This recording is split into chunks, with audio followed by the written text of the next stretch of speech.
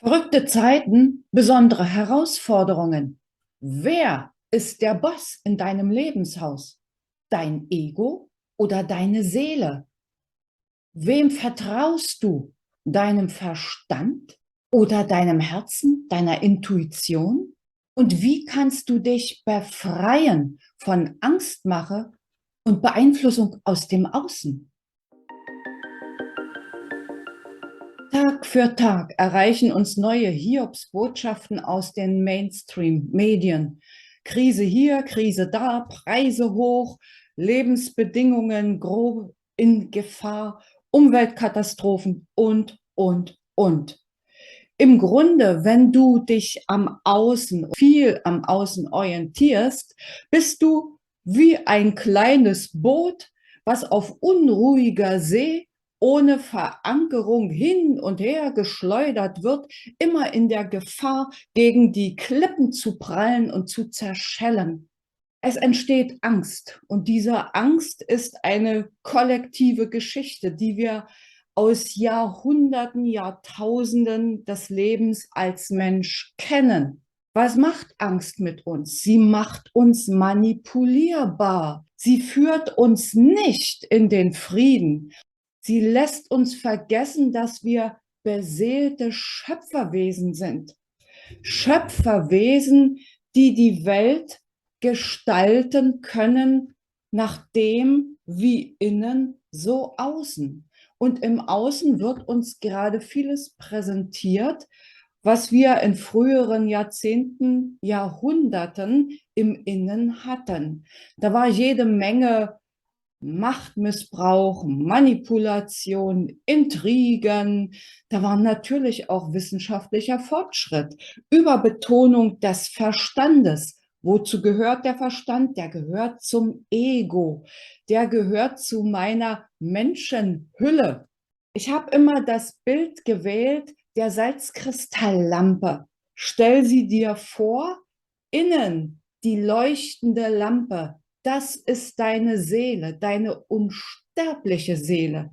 Das Drumherum ist dein menschliches Äußeres, das, was du in dieser Inkarnation trägst, das, womit du deine Erfahrungen in diesem Leben sammelst. Jetzt, aus meiner Sicht, ist es an der Zeit, vom Außen ins Innen zu gehen und unsere Seelenlampe leuchten zu lassen. Wichtig ist erstmal, dass wir uns dessen bewusst sind. Wer hat die Ängste? Wer ist darüber manipulierbar, beeinflussbar? Das Ego oder die Seele? Ich habe gehört, Seelen kennen keine Angst. Ist ja logisch, denn die Seele ist unsterblich. Wovor sollte sie Angst haben?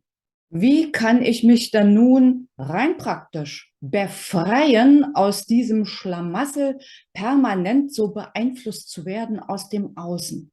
Im Grunde geht es darum, im Inneren einen Anker zu finden. Stell dir wieder das Boot auf der unruhigen See vor. Wenn das einen Anker wirft, dann ist es erstmal ziemlich sicher. Wie geht das? Ich kann mich natürlich vollkommen von allem Außen abkapseln. Dann werde ich Eremit und meide die Medien wie der Teufel das Weihwasser. Das bringt mich natürlich nicht allzu viel weiter. Aber Medienkonsum senken kann schon mal eine gute Idee sein dafür.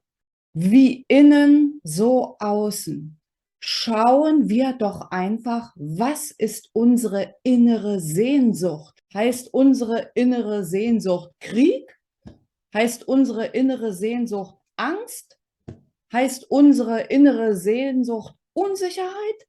Nein, nein, nein. Unsere innere Sehnsucht heißt Frieden, Freude, Glück. Schaffen wir uns doch im Inneren solche Inseln der Freude, des Friedens, des Glücks. Damit schaffst du es, deine Seele zum Leuchten zu bringen. Und das wirkt auch nach außen. Simples Beispiel, du liebst es, deine Family um den sonntäglichen Kaffeetisch zu haben. Ja, dann tu es. Dann back den schönsten aller Kuchen und lad die Family ein. Schaffe Freude für dich und die anderen. Oder du liebst es, in einer Wandertruppe rauszugehen in die Natur. Schaffe dir auf diese Weise Freude. Und vielleicht merkst du dann, dass mit der Natur, mit dem Wald um dich drum herum innerer Frieden einzieht. Innerer Frieden, der dich stärkt und innere Anker in dir setzt. Nimm dein Leben unter die Lupe. Such dir freudvolle Augenblicke heraus, die dich begeistert haben, die dich in Frieden gebracht haben, und zelebriere sie. Tag für Tag ein kleines Stück davon. Und eine super Idee ist es immer noch, nach meiner Auffassung, jeden Tag zu meditieren, auf welche Weise du es auch immer liebst zu tun.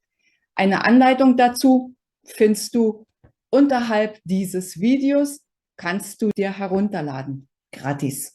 Ich hoffe, das gab dir ein bisschen Inspiration. Freue mich, wenn du kommentierst und wünsche dir eine gute Zeit. Bis zum nächsten Video.